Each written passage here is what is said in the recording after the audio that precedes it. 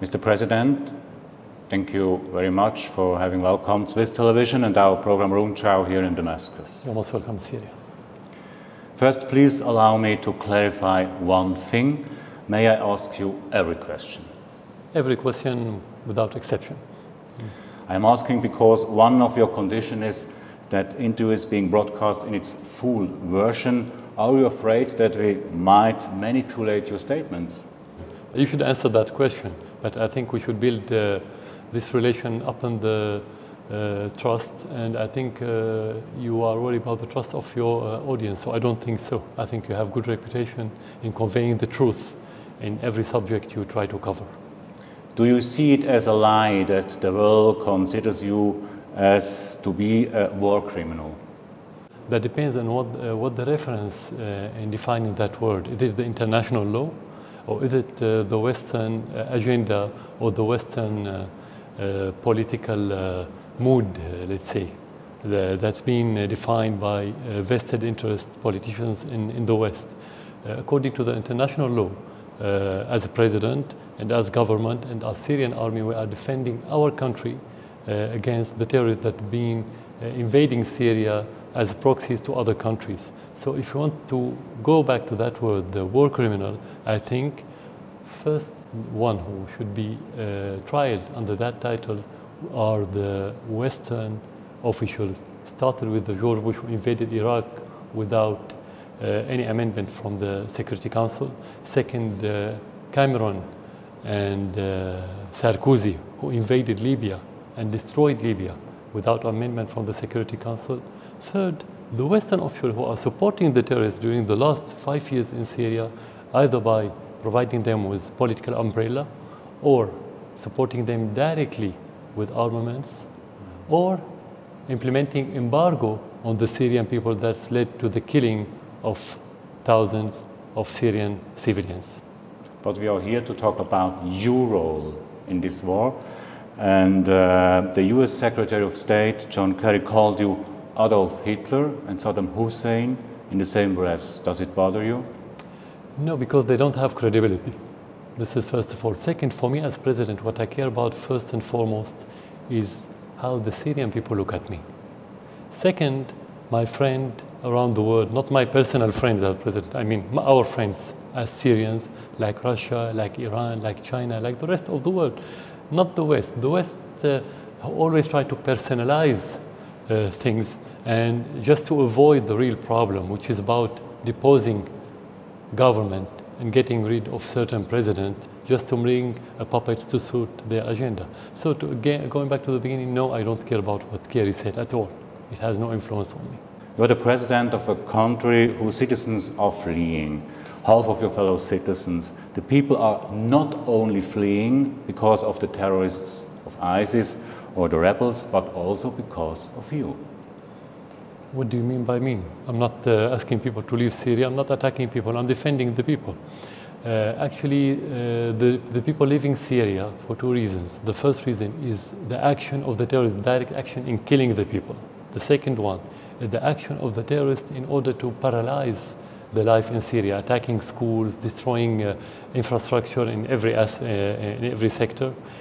Third, the embargo of the West that pressed many Syrians to find their livelihood outside Syria. These are the main reasons. If you can see that the second factor and the third factor are related, I mean the role of the terrorists and the West in undermining and hurting the livelihoods of the Syrian is one, and let's say is commonality between the terrorists and Europe. When you speak of terrorists, who do you mean by that? Surely ISIS, but also the Free Syrian Army or the Kurds? What I mean is like what you mean as a Swiss citizen. If you have anyone who carry machine guns or armaments and killing people under any titles and committed vandalism, destroying public or private properties, this is terrorist. Anyone who adopts political way in order to make any change he wants, this is not a terrorist. You can call him opposition, but you cannot call somebody who is killing people or holding armaments, you cannot call him opposition in your country in my country as well. But you don't have any free opposition in your country? Of course you have. Of course you have. You have real opposition. You have people who live in Syria, who their grassroots are the Syrian people. They're not opposition who were forged in other countries like France or UK or Saudi Arabia or Turkey. We have them. And you can go and meet them and deal with them with your camera. You can do that yourself. How do you explain to your 3 children what is happening in Aleppo? I'm sure that you're discussing about it at the family table. Yeah, of course, if I'm going to explain to them, I'm going to explain about what's happening in Syria, not only in Aleppo, taking into consideration that my children are full grown now. They understand what's going on in Syria. But if you want to explain to them or to any other child what's happening, I'm going to explain about the role of the terrorists, about the role of Qatar, Turkey, Saudi Arabia in supporting those terrorists with money, with logistic supports, and the role of the West in supporting those terrorists either through armament or through helping them with the propaganda and the publicity. I'm going to explain to them in full what's going on. Do you, as a father, also say you have nothing to do with the bombardments of the hospitals in Aleppo? Look, when they say that we are bombarding the hospital, it means that we are killing civilians. That's the meaning of the word. The question, why would the government kill civilians, whether in hospitals or in streets or schools or anywhere? You are talking about killing Syrians. When we kill Syrians as a government or as army, the biggest part of the Syrian society will be against us. You cannot succeed in your war if you are killing civilians.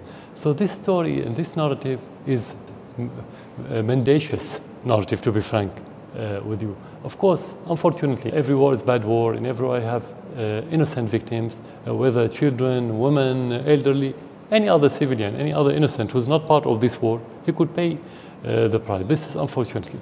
That's why we have to fight terrorism. When we don't say that, it's like saying, according to that question or to that narrative that you may reflect in your question, that the terrorists, Al-Qaeda, Al-Nusra, ISIS, are protecting the civilians, and we, as government, are killing civilians. Who can believe that story? No one. But who else got airplanes or bunker-busting bombs besides your army?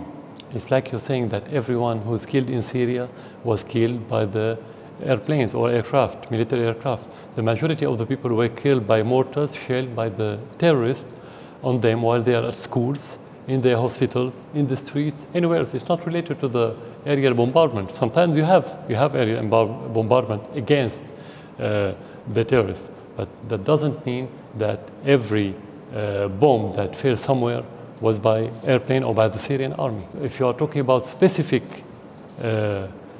incident, let's say, we have to verify that specific incident, but I'm answering you in general now. But you have the power to change the situation also for the children in Aleppo. Of course, that's why... Will you do that? Exactly, that's our mission according to the Constitution, according to the law, that we have to protect the people, that we have to get rid of those terrorists from Aleppo. This is where we can protect the civilians. How can you protect them while they are under the control of the terrorists? They've been killed by them and they've been controlled fully by the terrorists. Is it our role to sit aside and watch? Is that how we can protect the Syrian people? We need to attack the terrorists. That's self-evident. May I show you a picture? Of course. This young boy has become the symbol of the war. I think you know this picture? Of course I saw it. His name is Omran, 5 years old, covered with blood, scared, traumatized. Is there anything you would like to say to Omran and his family? No, there's something I would like to say to you first of all, because I want you to go back after my interview and go to the internet to see the same picture of the same child with his sister. Both were rescued by what they call them in the West white helmets, which is a facelift of al-Nusra in Aleppo. They were rescued twice, each one in different incident, and just as part of the publicity of those white helmets. None of these incidents were true. You can have it manipulated, and it is manipulated. I'm going to send you those 2 pictures, and they are on the internet. Just to see that this is a forged picture, not a real one. We have real pictures of children being harmed But this one in specific is a forged one. But it's true that innocent civilians are dying. Exactly. In Aleppo. Of course, not only in Aleppo, in Syria. But now we are talking about in Aleppo because the whole hysteria in the West about Aleppo, for one reason, not because Aleppo is under siege, because Aleppo has been under siege for the last 4 years by the terrorists, and we haven't heard a question by Western journalists about what's happening in Aleppo that time, and we haven't heard a single statement by Western official regarding the situation of Aleppo. Now they are talking about Aleppo recently just because the terrorists are in bad shape. This is the only reason, because the Syrian army are making advancement, and the Western country, mainly the United States and its allies like UK and France, feeling that they are losing the last scars of terrorism in Syria, and the main bastion of that terrorism today is Aleppo. Everything is allowed in this war for you? No, of course you have the international law, you have the human rights charter, you have to obey. But in every war in the world, during the history, you cannot make sure 100% that you can control everything in that direction. You always have a flaw. That's why I said every war is a bad war. But there's difference between individual mistakes and the policy of the government. The policy of the government to say that we are attacking civilians, we are attacking hospitals, we are attacking schools, we are doing all these atrocities, that's not possible because you cannot work or go against your interest. You cannot go against your duty toward the people. Otherwise, you are going to lose the war as a government. You cannot withstand such a ferocious war for 5.5 years while you are killing your own people. That's impossible. But you always have mistakes, whether it's about crossfire, it's about individual mistake. Bring me a single war in the recent history that it was clean war. You don't have. Do you have made any mistakes too in this war? As president, I defined the policy of the country. According to our policy, the main pillars of this policy during the crisis is to fight terrorism, which I think is correct, and we're not going to change it, of course.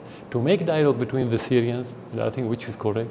The third one, which is proven to be effective during the last 2 years, is the reconciliations, local reconciliations with the militants who has been holding machine guns against the people and against the government and against the army. And this one has again proven that it's a good step. So these are the pillars of this policy. You cannot talk about mistake in this policy. You can talk about mistakes in the implementation of the policy that could be related to the individuals. You still believe in a diplomatic solution?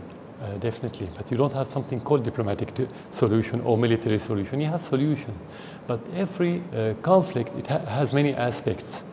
One of them is security, could be like in our situation, and the other one is the political acts or aspect of this solution. For example, if you ask me about how can you deal with Al-Qaeda, with Al-Nusra, with ISIS, is it possible to make negotiations with them? They won't make. They're not ready to. They wouldn't. They have their own ideology, repugnant ideology. So you cannot make political solution with this part. You have to fight them. You have to get rid of them. Well, if you talk about dialogue, you can make dialogue with two entities. The first one, political entities, any political entities, whether with or against or in the middle. And with every militant who is ready to give in his armament for the sake of the security or stability in Syria. Of course, we will believe in it. There are news from Russia about a short humanitarian pause in Aleppo on Thursday. What does it mean, this humanitarian pause? Can you explain? Yeah, it's a short halting of operations in order to allow the humanitarian supply to get into different areas in Aleppo, and at the same time to allow the civilians who wanted to leave the terrorist-held areas to move to the government-controlled area. Is this really a step, an important step? Of course, it is an important step at the beginning, but it's not enough. It's about the continuation. How can you allow those civilians to leave? The majority of them wanted to leave the area held by the terrorists, but they won't allow them. The others shoot them, or they kill their families if they leave that area. Russia is on your side. What does it mean for you? No, it's not on my side. It's on the international law side. It's on the other side, which is opposite to the terrorist sides. This is the position of Russia, because they wanted to make sure that the international law prevails, not the Western agenda in toppling every government that doesn't fit with their agendas.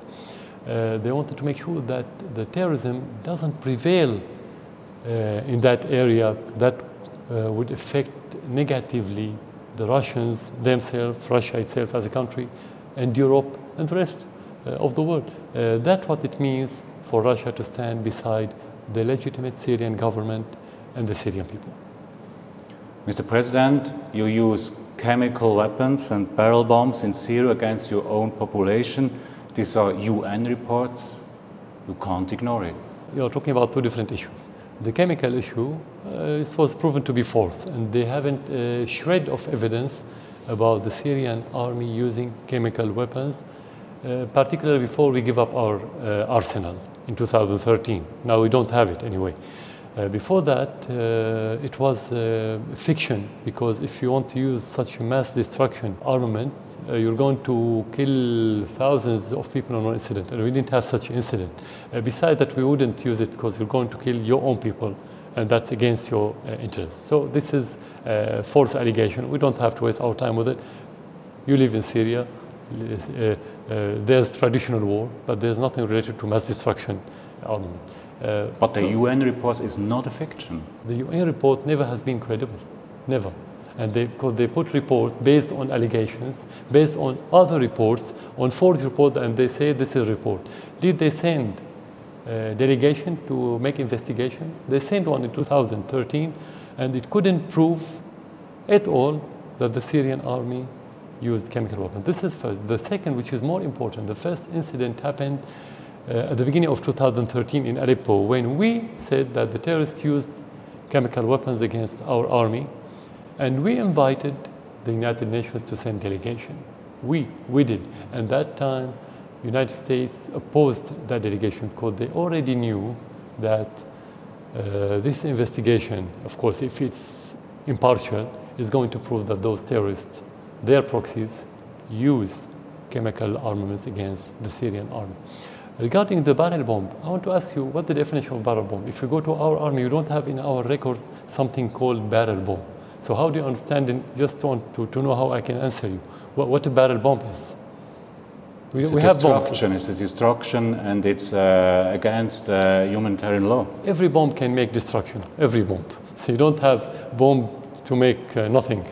So this is a word that's been used in the West as part of the Western narrative in order to show that there's indiscriminate bomb that's been killing civilians indiscriminately, and that oppose the Western narrative. I'll show you the contradiction. In other areas, they say that we are bombarding intentionally the hospital, and you mentioned that. And we are targeting intentionally the schools. And we targeted intentionally the convoys to Aleppo last month.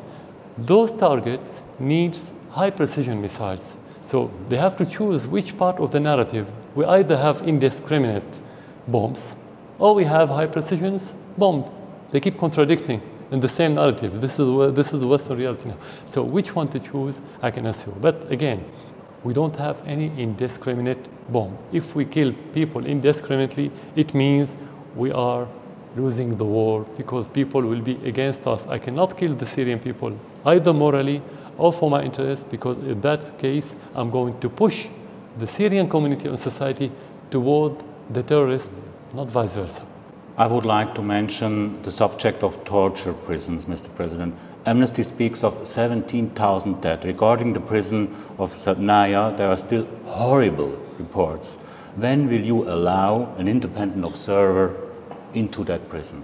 Yeah, independent. Amnesty International is not independent, and it's not impartial. ICRC? We did discuss it with the Red Cross. We didn't discuss it. It should be discussed in our institution. If we want to allow, if there's allegation, it could be discussed. We don't say yes or no, but the report that you have mentioned, it was a report made by Qatar and financed by Qatar.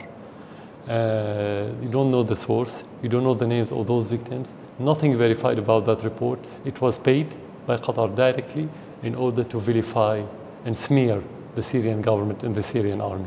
There are a lot of eyewitnesses. No one knows who are they. You don't have anything clear about that. It's not verified, so no. Then open the door for organizations like Red Cross. It's not my decision to tell you yes or no. We have institution. If we need to discuss this part, we need to go back to the institution before saying yes or no. Why are you sure that you are going to win this war? Because you have to defend your country, and you have to believe that you can win the war to defend your country. If you don't have that belief, you will lose. You know, part of the war is what you believe in. So it's self-evident and very intuitive that you have to have that belief. If you walk through Damascus, your picture is everywhere, in every shop, in every restaurant, in every car, a symbol for a dictator. Is this your way to fix your power? There's a difference between dictator and dictatorship. Dictator is about the person. I didn't ask anyone to put my picture in Syria, and I never did it. This first. Second, to describe someone as a dictator, you should ask his people. I mean, only his people can say that he's a dictator or he's a good guy. Thank you, Mr. President, for having answered our question for Swiss television and the Rundschau. Thank you for coming to Syria.